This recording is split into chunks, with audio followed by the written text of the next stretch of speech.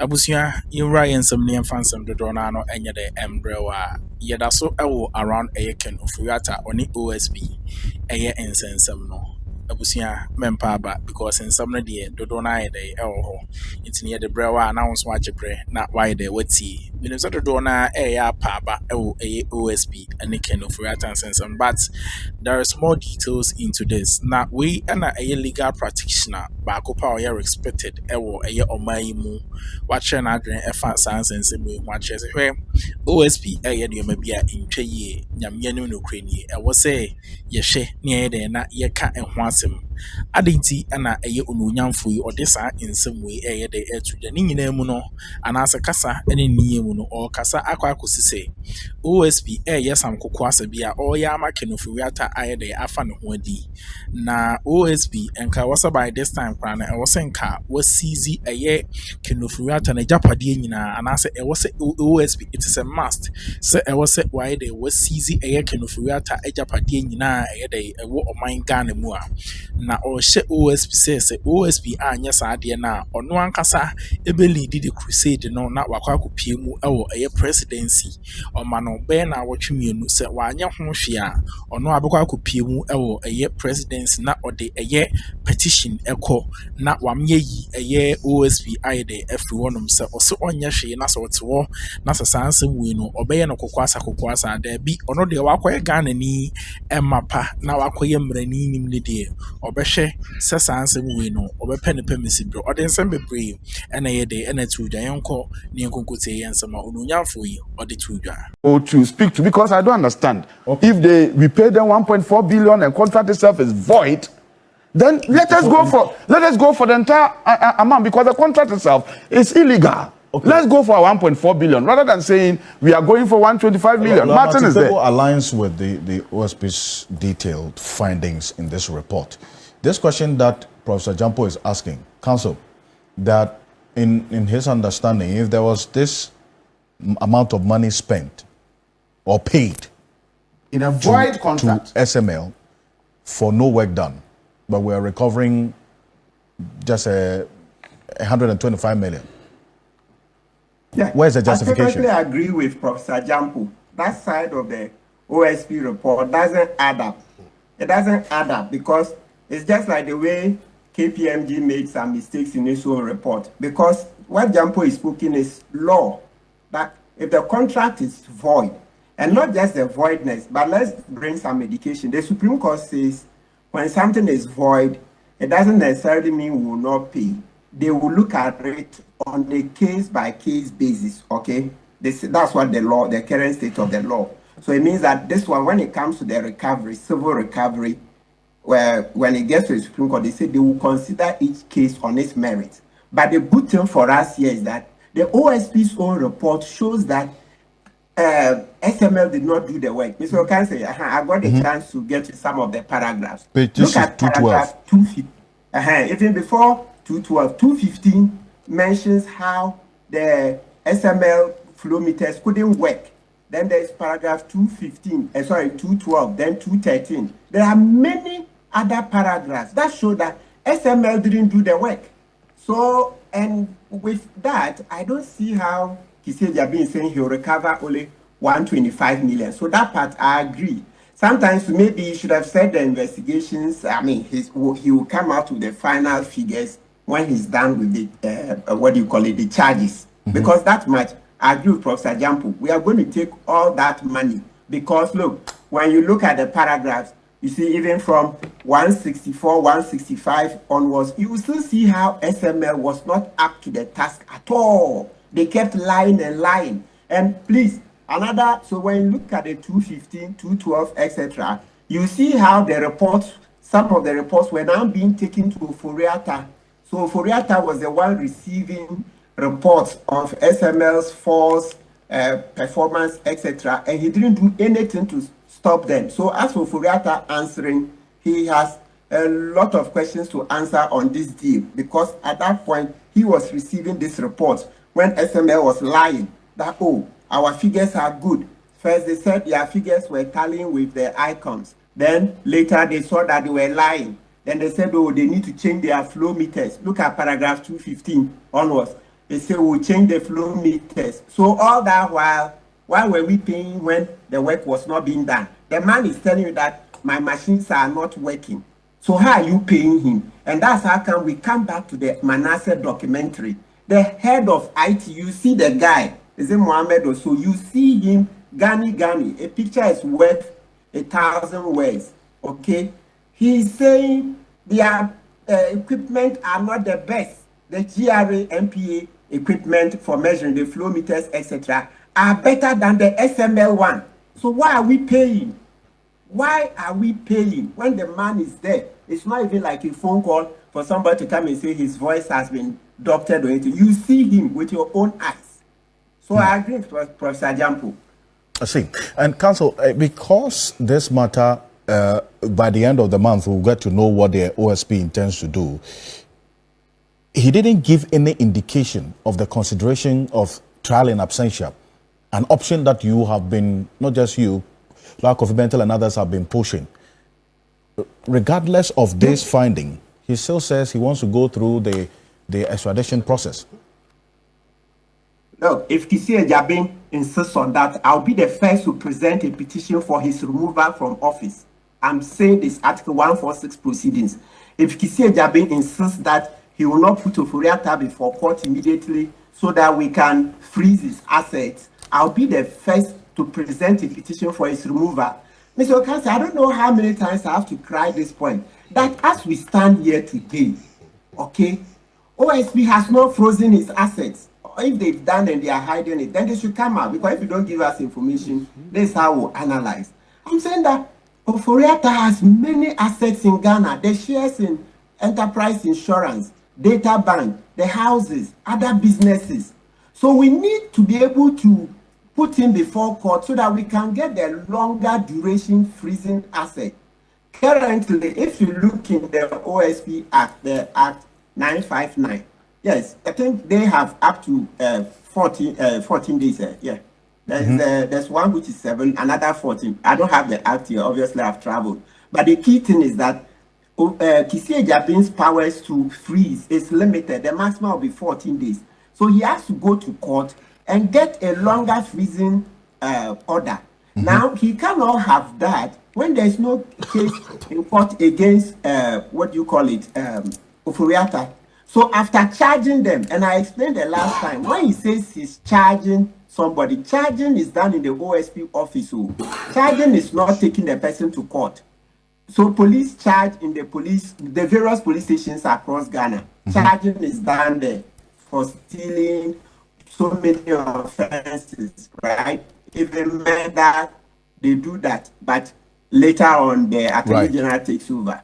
But what I'm saying is that charging is done in the law enforcement agency's office. It is not done in court. It's arraignment that is done in court. So when you formally present the case, so we need Kissi to eventually hurry up and send the case to court so that we'll get freezing orders over Ofori-Atta's assets. If we don't do that, we are going to lose everything. So I'm telling you, if Kissi has to come out and give us timelines, how he's going to hurry up to make sure that the assets are frozen. Otherwise, I'll be leading a petition for his removal. We can't take that. Well, it's not rocket science. It's simple thing. He sat on this thing from 2023 up to now. Very slow. Kukwasa, pussyfooting like that, allowing Ofori-Atta to get away with murder. We will not take that from Kissi Ejabin. We will not take that. Look, the OSP is not his private company. He's doing it in the public interest. He should hurry up and get into court and get freezing orders over the assets. That's why I keep saying that Kissi Ejabin is not speaking oral. He's not aligned with the oral principle. If he was aligned, by now he would have been in court long ago and made sure that he's frozen this asset. Oral says Operation Recover or Loot. Operation Recover or Loot. We can't afford to have Ofori-Atta sell these assets, transfer to various people, etc. Thank you very much. Well, Matibebo, thank you for also your position on this matter. Number of your messages. Fifi Banson says, good morning. Is it not ironic that the current GRA boss was in charge of KPMG, the same firm that cleared SML? Why has he not been questioned? Fifi Banson, thank you very much for your message this morning. This one here from John. says the points made by Dr. Zato that the OSP is not the employer of SML in the case under investigation, so cannot say SML did the job or not, is clearly very, very flawed and cannot be entertained. The OSP has a mandate it is exercising in the SML matter. If the Dr. Zato's suggestion should be accepted in any form, then it will make the creation and existence of the OSP needless and unnecessary, you say. And then also a good morning to you, Professor Stephen Kwekwasari, and the acknowledgement, and also to you as well, Toby, Dr. Nyaho Tamaklo, thank you very much. And then also Kwabla from Pokwase says, I didn't get the import of the message that you sent, but thank you very much for the message. Kojo Akakwatin says, please ask Dr. Zato why the state didn't use the past 8 years to get the monies he's constantly complaining about that the state has lost regarding all the prosecutions declared by the current Attorney General. They had all the time to prosecute these cases. So why then did they wait till this point? This one here says, fact is, only KenOfori understands the so-called revenue assurance, and it brought us nothing but rather hardship. You say, Papa Bishu from Spintex Road. Thank you very much. Money as well sends a message on that same tangent, watching us on Facebook. Dr. Austin Game says, Nene, to be honest, and an experience gained over the years working in the public sector, ministry, and also in the private sectors, my findings are poor leadership provided by the board of directors, policy and strategy that are incoherent and poorly implemented. It's a bane of our situation on the matter you discussed earlier. Thank you very much. This leads us to an issue where Daryl Bosu is the Deputy National Director of Arocha, Ghana. Daryl has been with us listening to all the heartbreaking, some of the comments made in the matter of defense as well that's put up. Daryl, thank you for joining us. Finally, the instrument Revoking LI 2462, which was enacted in 2022 to ensure environmental management principles, and in fact allowing mining companies to mine in forest reserves, effectively will be revoked with this act that the acting Minister of Environment, Emmanuel Akuffo, has done. You want to make a presentation on why the LI must be revoked. And well, he's gone ahead to do this. So what exactly are you asking of him? How much of a difference would that make in the fight against Galamsey? And we've conceded that all the minutes are to you on this. No, so yes, because we're working together in the fight against Galamsey, I think you allow me to make some preliminary comments about that. In 1 minute. You are the host. Yes. And then the lies again disease. No, so Alfred, a good move. I think that in our advocacy that more must be done in the fight against Galamsey, we said that the law itself that allow people to go into our forests to mine it down must be repealed. And I am happy that a motion has been tabled before Parliament for the repeal of that law. Now, those who are talking that the government is not doing anything about the fight against Galamsey, those who made the law to encourage people to go into the forest to mine it down, they are the ones who are saying the government isn't doing anything in the fight against Galamsey. Now, the law that you made to allow people to get into the forest to destroy it, it is being repealed by this government. And I think that it's a good move. The fight against illegal mining is a fight that must bring all of us together to support the government to ensure that we win, because without it, it's an existential threat. So, well, congratulations to the government, and I'm happy that this hasn't been one of the things that people talk about and they never implement. We would all police it and ensure that it goes through the motions to ensure that no one gets into the forest to mine it down. Okay. Daryl, Thank you very much, Prof, and also Alfred for this opportunity, and also to the esteemed guests. I think this instrument in Parliament right now is very, very important and very commendable. I must say that we are very excited that the government is really living up to its commitment to repeal this LI. But I think just to remove any doubts, I mean, yesterday I was engaging with certain media channels, and they were even still not sure what really is the significance for this LI being revoked. And I might say that I want every Ghanaian to know that our forest reserves, as they were set up, they were not set up for them to be future mining concessions. Right. No, they were set up for the purposes of guaranteeing the provision of essential services for people in Ghana here. So for anybody to think that, wait, some Newmont or other companies are mining, so Ghanaian companies also have opportunity to mine our forest reserves in the future, that is not the reason why our forest reserves were set up. Now, the reason why I want to take us through this quickly is the fact that, look, before the LI 2462 was passed in November 22, this was the status. There was a guideline, and it has actually been a policy of the Forestry Commission of the country to actually exclude mining in all forms from our forest reserve. But somewhere in the mid-80s, there was a process that also saw some 30 mining companies being allowed to do some prospecting. And that led to a decision that, look, we can't allow all of these people to go and mine in our forest reserve. So they came up with a guideline, and with that guideline, still set up a limit of about 2% of the total area of Ghana's production forest reserve, which constituted about 79%. 2%. 2%. So if you really look at the status we were before the LI came into being, it means that only about 25,000 hectares of our forest reserves were going to be exposed to the risks of mining, just 2%. Now, LI 2462 comes online, and that is what we consider as one of government's own form of doing galamsey. Because when that LI came online, it meant that not only 2%, but 89% of our forest reserves were going to be exposed to mining. Because 89%. that 89%, that LI alone was targeting production forests and even protected forest reserves. Compared to the previous guideline, which was only targeting yo guswa o hwe ensem no edema subscribe like to dwumadi and share ma afoforo enso ensa inkabe kindly click on the notification bell no so send be any news be on to platform so awon so well hunu de echo and de de ba POG Media ye wo dwuma de bebre anasa dwumadi esronko dodo na de bremu dwumadi no fa mienu na ye ba be rem no eye nchechemu ahodo na ye de e ba abra the panelists no omode eye ensunsan so dodo na 2% of production forest reserve. So this was what LI 2462 sought to do in 2022, exposing 89% of our forest reserves to mining risks. And then we called for a repeal.